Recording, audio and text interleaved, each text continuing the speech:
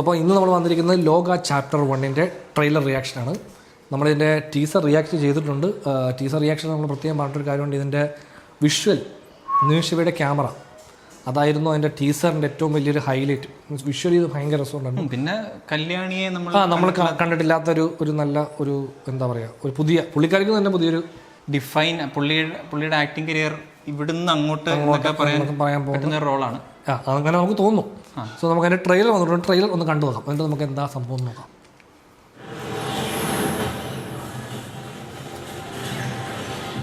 വെടിയും പുകയൊക്കെയാണ് മൊത്തത്തിൽ. ഇത് അത്രയും ലെങ്താണ്.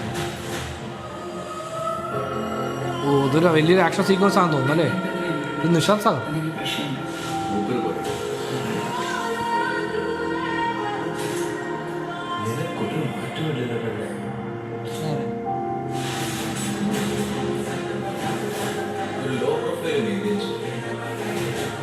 വിഷ്വല് ഭയങ്കര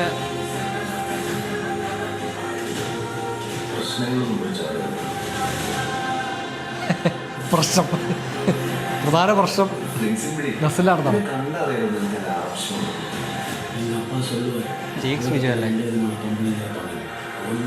സാൻഡിയാണ് പടത്തിലെ വില്ലാൻ തോന്നുന്നത്.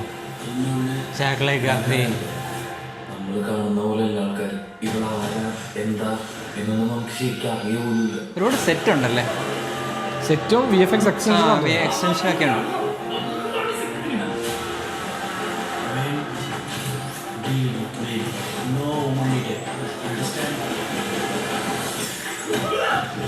സ്പൈഡർമാൻ്റെ യാനിക് ബന്നാ ഫൈറ്റ് ചെയ്തിരിക്കുന്നത്.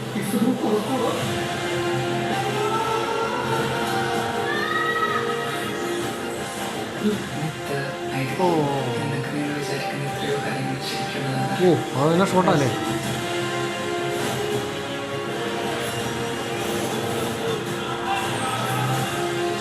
തെലുങ്കല്ലേ എഴുതി വെച്ചിരുന്നത്?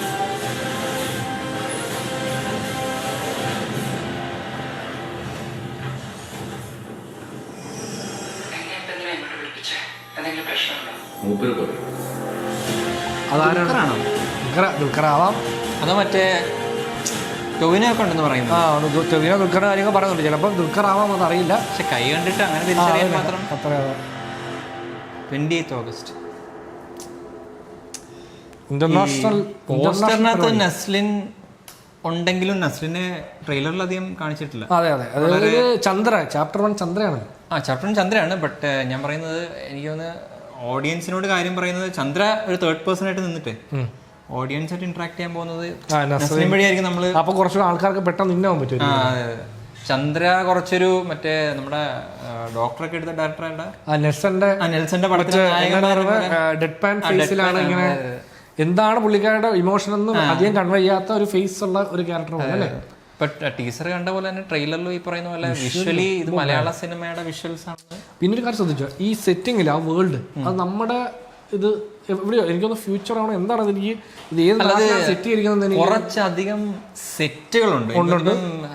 ദുൽഖർ ഇപ്പം തെലുങ്കിലൊക്കെ പോയി ആക്ട് ചെയ്ത് കണ്ടിട്ട് ആ വലിയൊരു സ്കെയില് മൗണ്ട് ചെയ്യുന്നത്, പ്രൊഡ്യൂസ് ചെയ്യുന്നത് എങ്ങനെയെന്ന് പുള്ളിക്കൊരു ഐഡിയ കിട്ടിയതുകൊണ്ട് ഇത് ആ ഒരു ഫോർമാറ്റിൽ ഷൂട്ട് ചെയ്താണ്. ഇപ്പം നമ്മളൊരു സിറ്റി കാണിക്കുകയാണ്. ഇപ്പം നമ്മൾ അങ്ങനത്തെ ഒരു സിറ്റി ഫ്രണ്ട് എലമെന്റ്സ് സെറ്റ് ഇട്ടിട്ട് പിന്നെ എക്സ്റ്റെൻഡ് ചെയ്യാം. അപ്പം ലൈറ്റ് ചെയ്യാനും ഭയങ്കര വെറൈറ്റി ലൈറ്റിംഗ് ഒക്കെ ടെസ്റ്റ് ചെയ്യാനും അതെ ഇവരുടെ ഒരു കൺട്രോൾഡ് എൻവയോൺമെന്റ് ആയിരിക്കുമല്ലോ അത്. അവിടെ ചിലപ്പോൾ അത് പാട്ടിനായിരിക്കും യൂസ് ചെയ്ത്. ഇവിടെ നമുക്കത് സീൻ ബിൽഡ് ചെയ്യാൻ ബാക്ക് സ്റ്റോറീസ്, ഒരു പുഴയുടെ സൈഡിൽ കൂടെ നടന്നു പോകുന്ന ഒരു സീക്വൻസ് ഒക്കെ ഇല്ല. എനിക്ക് കണ്ടാൽ മൊത്തം ഈ ഒരു വേൾഡ് ഉണ്ടല്ലോ, അതായത് നമ്മൾ ഈ കാണുന്ന ഈ ലൊക്കേഷൻ അത് പുതിയൊരു വേൾഡ് ആണെന്ന് ഫീൽ ചെയ്യുന്നത്. അത് നമ്മുടെ നാട്ടിലൊരു സ്ഥലത്ത് പ്ലേസ് ചെയ്ത പോലെ ഫീൽ ഇല്ല.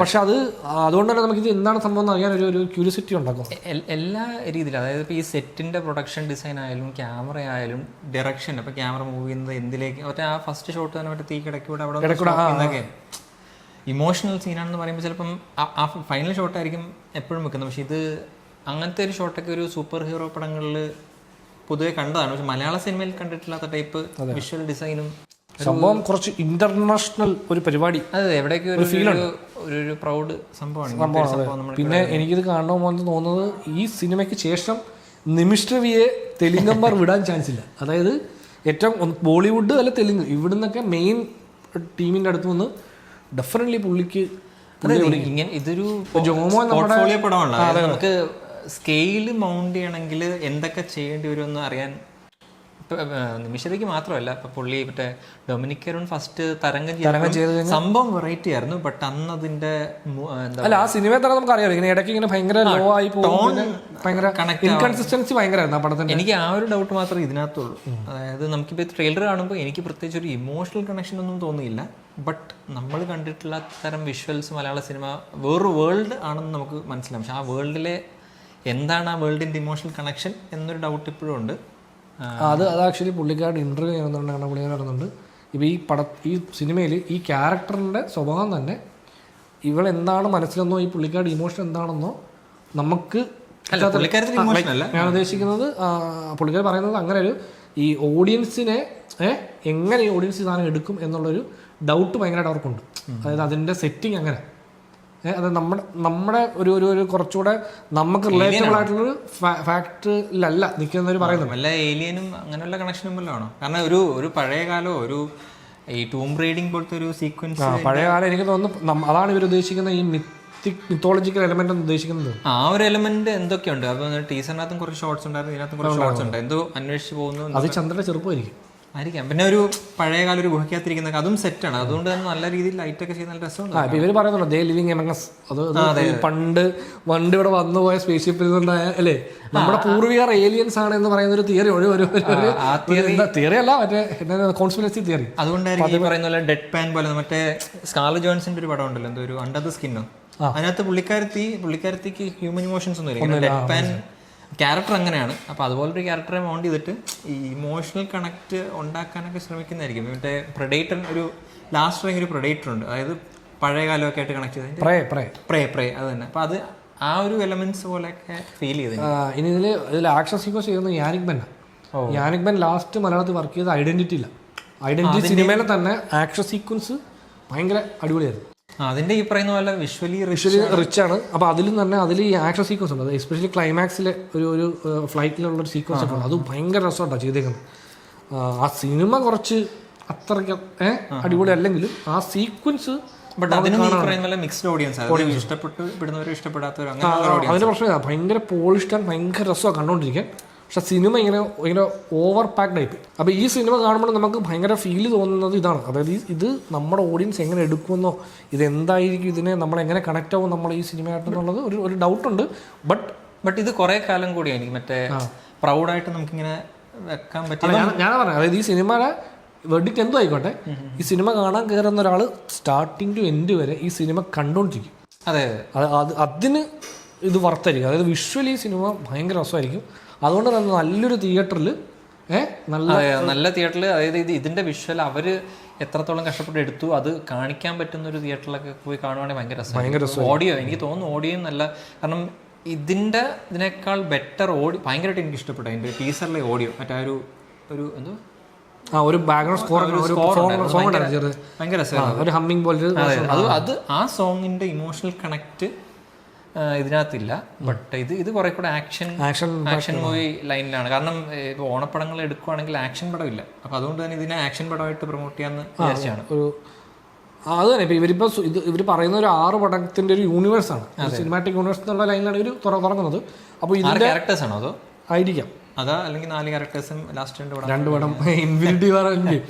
അപ്പോൾ പക്ഷേ ഞാനിതിന്റെ പ്രൊമോഷൻ വർക്കൊക്കെ കാണുമ്പോഴും ഇവരിതിനെ പ്രൊമോട്ട് ചെയ്യുന്നത് ഇവർക്ക് തന്നെ ഒരു ഡൗട്ട് ഉണ്ടെന്ന് തോന്നുന്നു. അതായത് ഫസ്റ്റ് സിനിമയുടെ വെഡിറ്റ് അനുസരിച്ചായിരിക്കുമല്ലോ അടുത്ത പാർട്ട് വരേണ്ടത്. അതുകൊണ്ട് തന്നെ ഇവരൊരു ഓവർ ഹൈപ്പ് തരാനോ അങ്ങനെ സംഭവങ്ങളൊന്നും തരുന്നില്ല.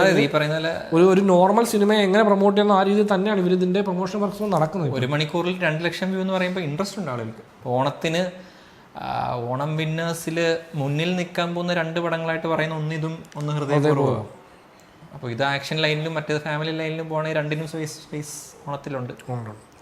കാണാൻ ഒരുപാട് ടൈപ്പ് പടങ്ങളുണ്ട്. ഇപ്പോൾ ഓടുമ്പോൾ മീനെ പ്യാർക്കിയ അല്ലെ എന്തൊക്കെ പടങ്ങൾ നടക്കുന്നു. അതെ, സുന്ദരി വരെ ഉണ്ട്, പരം സുന്ദരി. അതെ മറ്റേ സുന്ദരിയുടെ അച്ഛൻ്റെ പേരെന്തായിരുന്നു? തേക്കപ്പെട്ട ദേവദാൻ പിള്ളേ, ദാമോദരൻ പിള്ള മോളും വരുന്നുണ്ട്. സോ അപ്പോൾ നമ്മൾ ലോക്ക ഓഗസ്റ്റ് 28 റിലീസ്. FDFS